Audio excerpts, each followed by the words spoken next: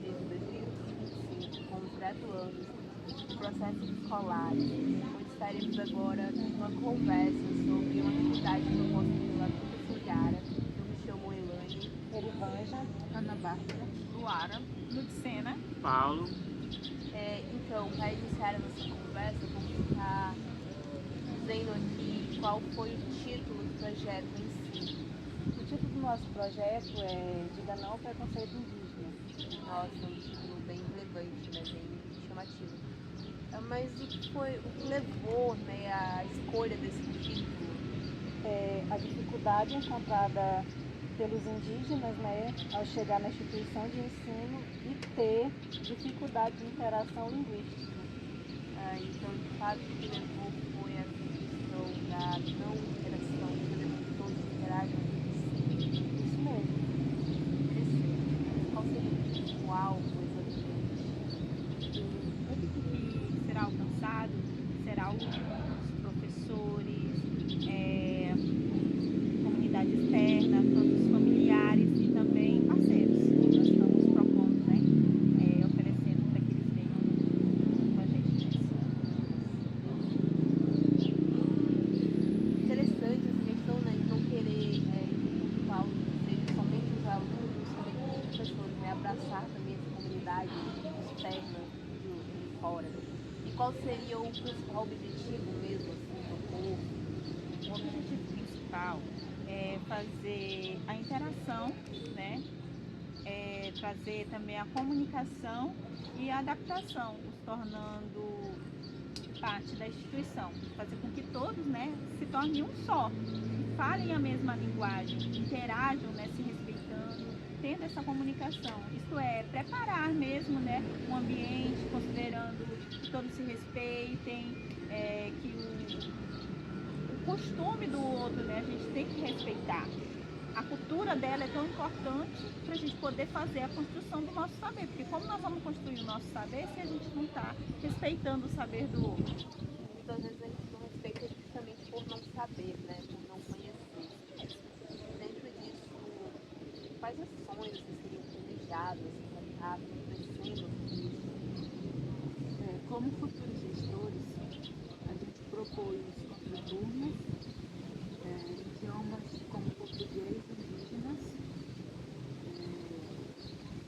parceiros como professores bilíngues. Nós temos o professor, que ele é pós-graduado, o pós-doutorado também, Francisco, com termos tripartites, com aulas sem ônus para a instituição 2 vezes na semana. Então, vocês estariam buscando essa parceria, né, para realizar tudo isso, dentro disso, qual seria um papel específico dos profissionais, vocês como profissionais?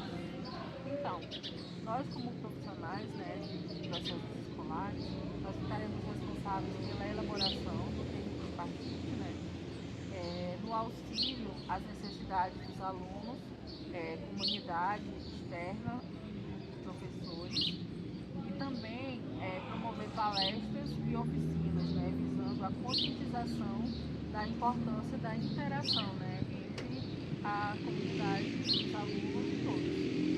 Aí vocês estariam responsáveis por fazer essa conscientização. Eu vi aqui que vocês conseguiram um material com renovado professor, antropólogo, queridíssimo Francisco, certo? Vamos lá. Como é que o indígena quando ele chega no ambiente escolar? Se ele tem aceito, se tem aquela rejeição, como é que é a interação dos não indígenas com os indígenas no ambiente escolar? Bom, assim, eu falo por mim, né? Para mim, eu fui totalmente excluído, sabe? Desde a primeira vez que eu pisei numa sala de aula, eu fui excluído. Sempre eu fui o único indígena da sala. E a questão da comunicação, assim, com os indígenas, tem aquele através da linguagem, né, do idioma, também tinha dificuldade em se comunicar? Bom, no começo, quando eu comecei a fazer, porque assim, eu já comecei a estudar com 13 anos de idade, bem atrasado, se eu comparar com hoje, né? Hoje as crianças com 3 anos estão estudando, né? E eu comecei com 13 anos, então na época eu falava somente a minha língua, falava muito mal português, então isso era mais um motivo para as pessoas zombarem de mim, né? Me tratar como diferente, preconceito, discriminação. Essa data que ridícula que criaram, né? Dia do índio, que agora mudou para o dia dos povos indígenas, né? Nossa, era o dia que eu mais sofria, sabe? As pessoas... Você estava lá no cantinho para ver se ninguém me observava, mas as pessoas de lá chegavam chorando em casa. Não entendia porque meu pai tinha me deixado estudar, porque eu não queria estudar, eu queria ser um caçador, eu queria cortar seringas, sabe? Então, assim, então foi muito difícil. Então, a questão da língua, principalmente, eu trabalhava, porque eu falava mais a língua materna. Só depois da quinta série, sexta série, foi que eu comecei a falar melhorzinho o português. Mas assim, como é que ficava em relação? Você chegou num espaço onde o senhor não dominava a língua deles, eles também não tinham essa troca. Nesse momento, o que você, digamos, hoje você já venceu todas essas barreiras, mas teve essa parte inicial, que foi o choque, né? Sim, com certeza, o choque cultural. E hoje o senhor, como um professor, doutor, pós-doutor, né? Tem hoje, digamos assim, os alunos que estão vindo e não tem ainda todo esse conhecimento, hoje já tem mais. Recentemente, meus pais talvez já tenha até uma segunda língua mãe, né? No caso, a língua mãe é a nossa, a de vocês. Aí no caso, assim, seria o português. Aí no caso, mas ainda muito superficial, né? Não tem um domínio. O que o senhor, duas perguntas. Nesse choque entre qualidade entrando, e na sua visão hoje, como professor pós-doutor, para esse aluno que vai iniciar, mas tem um leve domínio, porém não domina, mas ele chega naquela turma onde 90% a 99% é a língua mãe português. O que o senhor indicaria? Como seriam as políticas que o senhor indicaria, tanto para professores quanto para aqueles que já estão ali, para ter essa interação? Certo. Não, é porque assim, o que acontece hoje, né? A maioria das aldeias tem escola. A maioria das aldeias. Então é muito difícil hoje uma criança sair para estudar na cidade. É muito difícil. A não ser aquelas famílias que já moram na cidade, né? Mas os indígenas que moram nas aldeias, hoje a maioria delas tem escola e o ensino é bilíngue. Eles estudam tanto a língua materna como primeira e o português. Então ele só vai ter esse contato com o mundo exterior a partir do ensino médio. Entendeu? Então já não existe muito mais. Agora na minha época, que foi 84, 85, aí sim, aí não tinha nenhuma escola na aldeia e eu tive que estar na cidade. Então por isso esse choque, esse conflito que eu enfrentei. Entendeu?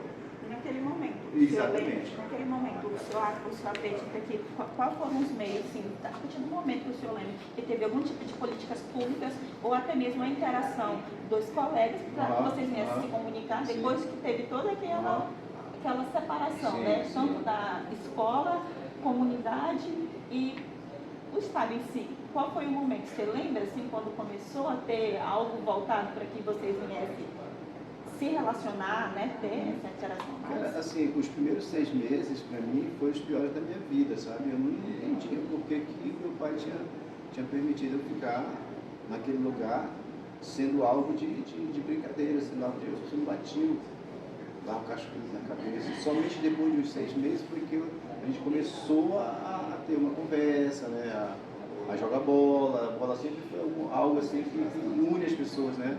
Jogar bola, naquela época brincava de peteca, de pinhão, então tudo isso foi as brincadeiras que foram aproximando a gente, mas assim, os 6 primeiros meses não existia esse contato porque eu ficava isolado num canto, sem conversar com ninguém, até porque eu não sabia conversar, falar a língua deles. Nossa, esse material que vocês escolheram tá assim, maravilhoso, né? Mostra bastante essa questão que ele teve, dessa dificuldade quando chegou num ambiente escolar totalmente diferente do dele, né? Porque se a gente for analisar os sistemas de ensino, de certa forma, formal e o sistema de ensino dele é um pouco diferente.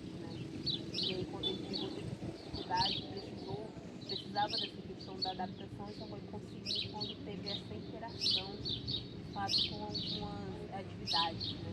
Exatamente.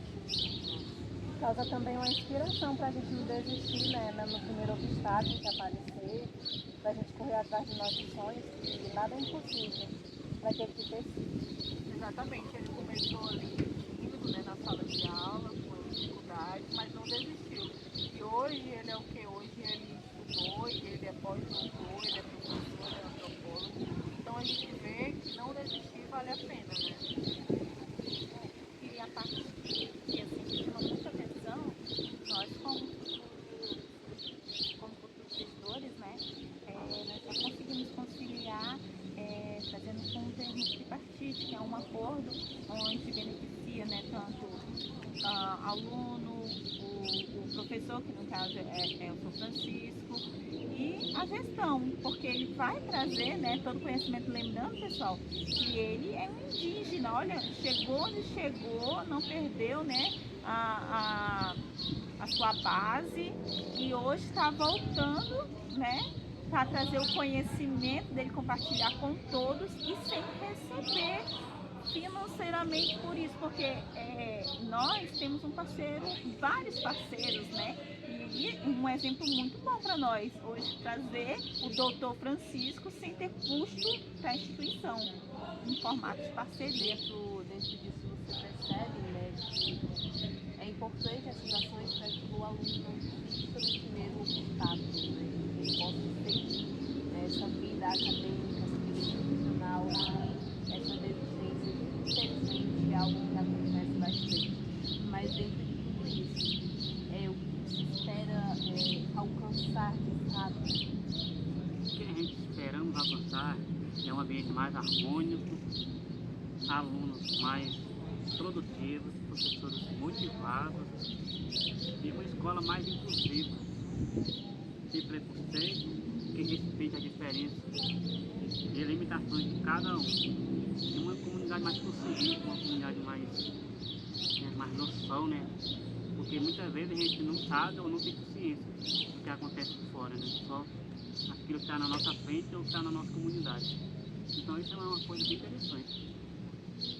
Às vezes a gente não sente a dor do outro, né? Às vezes a gente está num ambiente e, bem, está mexendo comigo, não estou sentindo dor nenhuma, não se preocupa. Tá tudo certo, tudo ótimo. E o que a escola quer não é isso, né? A escola quer formar essa sociedade mais consciente, porque a educação é o futuro, né? Dizem que o futuro se constrói com a educação, mas uma boa educação se constrói com o respeito.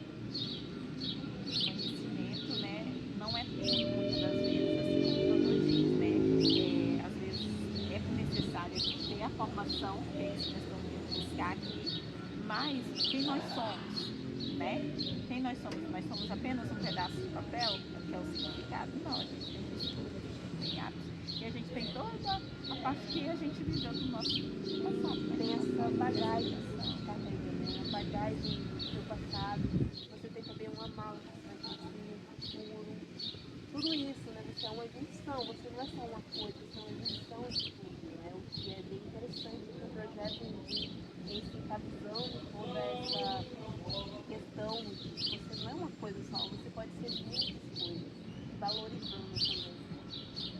Isso mesmo. Essa parte está sendo maravilhosa, a gente só tem a agradecer, né? Realmente. E esse foi mais um Roda de Conversa.